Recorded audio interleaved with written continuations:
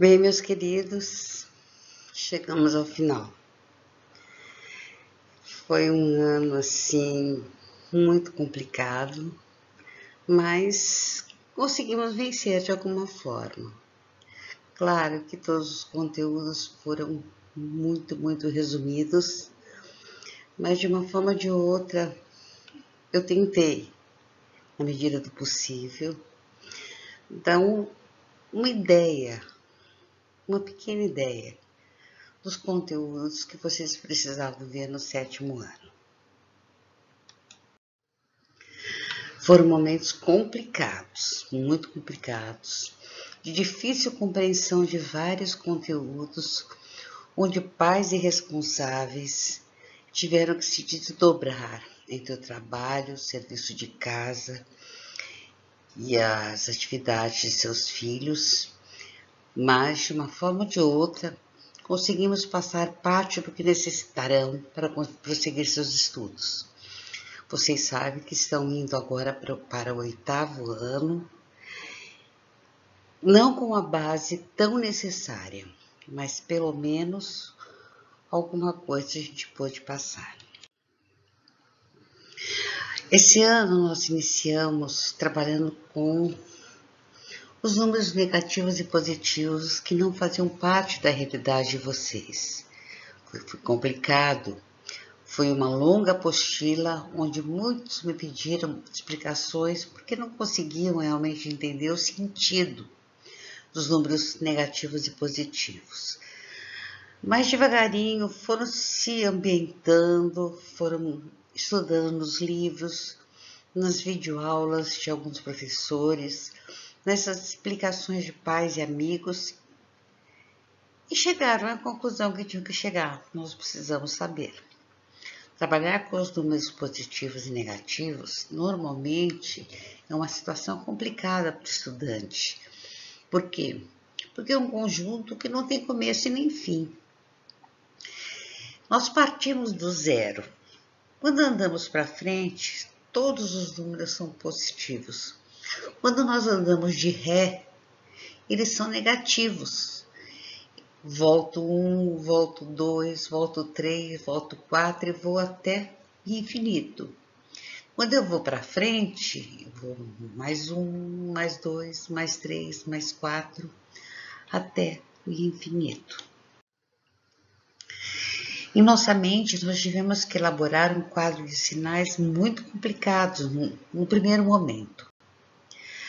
Aí, de repente, eu vejo aqui. A professora disse que mais, ou seja, o número positivo, somando com o número positivo, vai dar um resultado positivo, é claro. Se eu somo alguma coisa que me dá lucro com alguma outra coisa que me dá lucro, eu vou ter lucro. Se eu somo duas dívidas ou dois débitos, negativo, somo com negativo, eu posso ter positivo? Não. Eu vou ter uma grande dívida. Então, eu somo e conservo o sinal negativo. E quando eu tenho alguma coisa positiva, ou seja, um lucro e uma dívida, qual vai ser o saldo? O saldo, quem é maior? Se o lucro for maior, vai ser positivo. Se a dívida for maior, o resultado vai ser negativo. Aqui eu faço uma subtração. Quando eu tenho uma dívida e um lucro, também faço uma subtração e conservo o sinal negativo se a dívida for maior, positivo se o lucro for maior. Isso na adição e subtração. Já na multiplicação e divisão, são um jogo de sinais, é um joguinho. Sinais iguais, positivo vezes positivo, vai dar positivo. Positivo dividido por positivo, dará positivo. Então, sinais iguais, na multiplicação e na divisão, resultado positivo. Sinais iguais na multiplicação e na divisão, número negativo. Se eu multiplicar um número negativo por um número negativo, eu terei um número positivo. Se eu dividir um número negativo por um número negativo, eu vou ter um número positivo. Portanto, sinais iguais, resultado positivo. E sinais diferentes, sempre o resultado será negativo. Positivo vezes negativo, negativo. Positivo dividido por negativo, negativo. E o contrário, negativo também. Certo? Tenho certeza que isso vocês entenderam. E aí veio o plano cartesiano. Esse plano, ele foi elaborado por René Descartes, por isso que se chama plano cartesiano. Ele é dividido em 4 partes, contendo em cada parte uma duplazinha que forma um ponto. Por exemplo, o primeiro quadrante, que é esse aqui em cima, ele é formado só de números positivos. Depois eu parto para o segundo quadrante. Ele é formado por número negativo e número positivo. O terceiro quadrante, os números são todos negativos. E no quarto quadrante, eu tenho o positivo e negativo. Então, vamos ver. O ponto A, ele é formado. Sempre nós pegamos primeiro o valor do x e depois o valor do y. O x mais 3. Então, tá aqui, mais 3. Subimos em direção ao y, que é quanto? Mais 2. Então, x mais 3, com y mais 2. Aonde eles se encontram? Aqui, no ponto A. No ponto B, o x é menos 2, tá aqui. E o y é mais 3, tá aqui. Subo, os dois se encontram em linha reta, o ponto B fica bem aqui no segundo quadrante. E o ponto C? Quem é o x? É o menos 4. E o y? É o menos 3. Traçamos 2 retas e eles se encontram no ponto C. E o ponto D? Também formado do x e do y. O ponto x é o 2 e o ponto y, menos 4. Juntamos os dois, temos aqui o ponto D. Então, vejam bem, o plano cartesiano, ele é infinito para cá, infinito para cá, infinito para cima, infinito para baixo. Ele é formado de 2 eixos, o eixo do x e o eixo do y, tá? 4 quadrantes, no sentido anti-horário, primeiro, segundo, terceiro, quarto. No primeiro, os dois números são positivos. No segundo, um é negativo, o outro positivo. No terceiro, os dois são negativos. E no quarto, um é positivo, outro negativo. Bom, nós temos as operações fundamentais da matemática que envolvem os números inteiros. Aqui, às vezes, complica um pouquinho, mas é uma questão de hábito. Vejam bem, se eu somar 150 positivo com 150 positivo, eu vou ter o quê? 300 positivo. Então, eu tenho um lucro de 150 com um lucro de 150, eu vou ter um lucro de 300. Se eu tenho aqui uma dívida de 150 mais uma dívida de 150, eu só posso ter uma dívida, não é? Tenho uma dívida de 300. Aqui, vejamos aqui, eu tenho um lucro de 150 e uma dívida de 150. Eu pago, fico com quanto? 0. Sempre que dois números são iguais, com sinais diferentes, o resultado é 0. Depois aqui eu tenho R$200, pago 150, fico com quanto? Com 50 positivo. Aqui eu tenho 150, mas devo 200. Pago e fico devendo quanto? 50. Na subtração, quando dois sinais se encontram, a gente tem que fazer o joguinho de sinais. Veja aqui. Mais 150 menos mais 150. Quando eu faço isso, tem que fazer menos com mais, vira menos. 150 menos 150 dá zero. Agora aqui, menos 150, menos com menos virou mais. Menos 150 mais 150 vai dar quanto? Zero. E aqui, menos com menos vai virar mais. Então, 150 mais 150, 300. Tranquilo. Multiplicação e divisão, joguinho de sinais. Positivo vezes positivo, positivo. 10 vezes 5, 50. Depois, negativo vezes negativo, sinais iguais, vai dar positivo. 10 vezes 5, 50. Positivo vezes negativo, sinais diferentes. Multiplico, dá negativo, menos 50. Negativo vezes positivo, sinais diferentes, menos 50. A divisão segue a mesma regrinha. Mais 10 dividido por mais 5, mais 2. Menos 10 dividido por menos 5, mais 2. Mais 10 dividido por menos 5, sinais diferentes, menos 2. Menos 10 dividido por mais 5, sinais diferentes, menos 2. Agora a potenciação. A potenciação complica só um pouquinho. Eu vou explicar para vocês. Veja bem, eu tenho um número positivo elevado ao quadrado. Significa que eu vou fazer mais 5 vezes mais 5, que vai dar o quê? Mais com mais 25. Mas e se eu tenho um número negativo elevado ao quadrado? Eu vou fazer menos 5 vezes menos 5. Menos com menos vai dar mais 25 também. E se eu tiver um número positivo elevado ao cubo? Número 3 é cubo.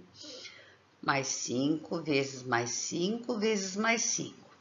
Mais com mais vai dar mais 125. E se eu tiver um número negativo elevado ao cubo, elevado à terceira potência? Menos 5 com menos 5 com menos 5. Vamos ver isso aqui. Menos com menos dá mais com menos vai dar menos. Então, menos 125. Então, todo número negativo elevado ao expoente par fica positivo. Todo número negativo elevado ao expoente ímpar fica negativo. E na radiciação, as raízes. Raiz quadrada de mais 16. Pode ser o mais 4 ou menos 4. Por quê? Mais 4 vezes mais 4 dá 16. E menos 4 vezes menos 4 também dá 16. Então, resposta, mais 4 ou menos 4. E a raiz quadrada de 16 negativo existe? Não, porque se eu fizer menos 4 vezes menos 4 vai dar mais 16. Mais 4 vezes mais 4 vai dar mais 16. Então, lembre-se, não existe raiz quadrada de número negativo. Agora, a raiz cúbica já existe. Vejam bem, a raiz cúbica de menos 8 é menos 2. Por quê? Menos 2 vezes menos 2 dá mais 4. Mais 4 vezes menos 2 dá menos 8. Ok? Então, vamos continuar nossa revisãozinha. Em seguida, nós tivemos uma grande aula no YouTube, onde eu procurei dar, assim, noções básicas da álgebra para vocês que estão começando. Então, nós aprendemos a conviver com a álgebra, que são números e letras andando juntas. Bom, vimos que a álgebra é composta de números e letras. Aprendemos que todo número desconhecido a gente nomeia com uma letra. Normalmente a gente usa o x ou o y. Que uma expressão algébrica é a forma matemática de expressar uma expressão oral, expressão em português, por exemplo. Que o valor numérico de uma expressão algébrica depende do valor da letra. Se não tiver esse valor da letra, não dá para achar o valor numérico da expressão. Que para existir uma equação, há necessidade de dois membros separados por uma igualdade. Toda equação exige primeiro membro, segundo membro, separados por uma igualdade. Funciona como uma balança. Que em uma equação do primeiro grau, a incógnita, vamos imaginar o x, ele não está elevado ao expoente nenhum, é o x puro. Que uma equação do primeiro grau tem apenas um resultado, ou seja, uma raiz. Continuamos estudando razão, proporção e regra de 3, que na verdade estão muito, andam juntas. Esses 3 conteúdos são muito próximos. A razão nada mais é do que uma fração. Por exemplo, a gente lê A está para B, vamos imaginar. A idade de João é 20 e Pedro é 30. Qual é a razão da idade de João para Pedro? 20 para 30. E de Pedro para João? 30 para 20. Essa é a razão. Proporção. A proporção é o seguinte: se eu aumento, eu multiplico o numerador por um número, eu vou multiplicar o denominador pelo mesmo número. Se eu divido o numerador por um número, eu vou dividir o denominador pelo mesmo número. E como eu vou saber se eu acertei? Eu vou multiplicar os extremos. A vezes D tem que ser igual a B vezes C. Então, A vezes D vai dar o mesmo resultado de B vezes C. A proporção é muito usada normalmente em mapas. Quando vocês veem lá uma distância de 2 centímetros entre duas cidades, às vezes vem a razão, né? Que é 2 centímetros para 100 quilômetros, vamos imaginar. Então, cada 2 centímetros no mapa, 100 quilômetros na vida real. E a regra de 3? A regra de 3 é o seguinte: eu tenho 2 grandezas, vamos imaginar costureiras e roupas. 5 costureiras fazem 10 vestidos. E 20 costureiras, quantos vestidos vão fazer? Então, 5 costureiras e vestidos. 5 fazem 10, 20 fazem X. Aí, é só multiplicar em cruz. Ok? Produto dos extremos, produto dos meios.